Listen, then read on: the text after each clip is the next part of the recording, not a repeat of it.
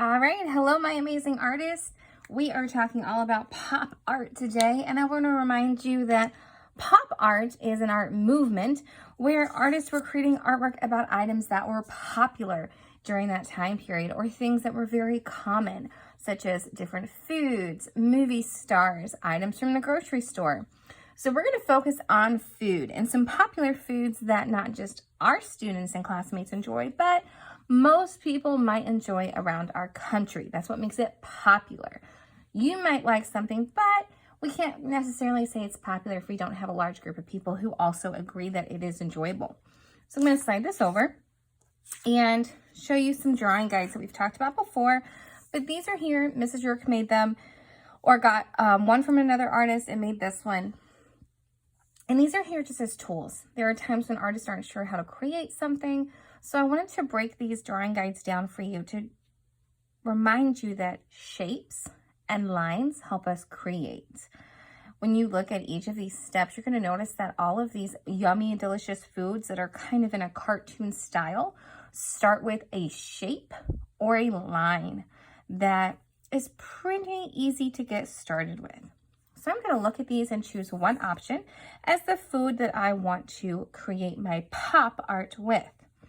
Remember that pop art is also big and bright. It's in your face. It kind of has a pop of color. We can remember it by saying pop of color, and it's in your face because it's large.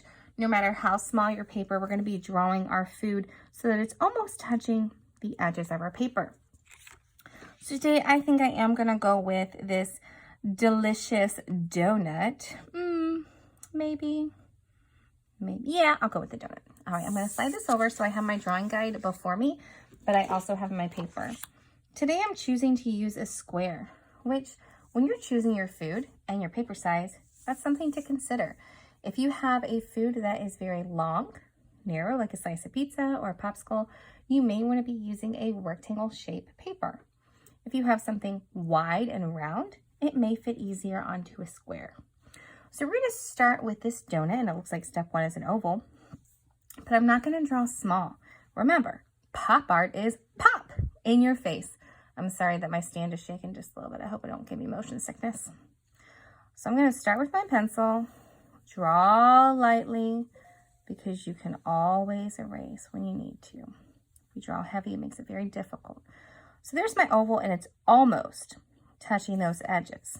It's okay that we're not up here yet. Then step two is to make that smiley face with a hump. Creates the whole of the donut.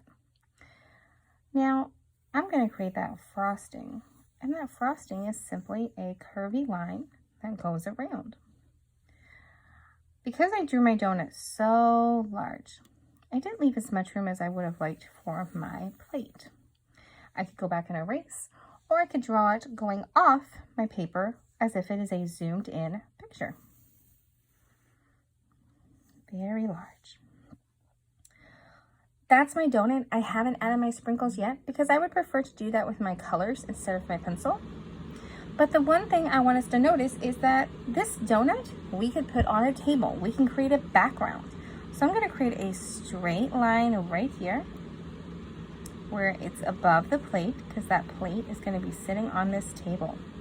I can also add designs and patterns with my colors now to show that the background is equally as bright and colorful as my dessert.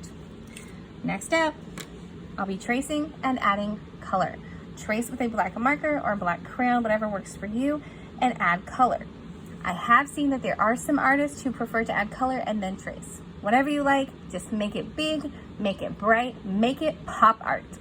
Happy making!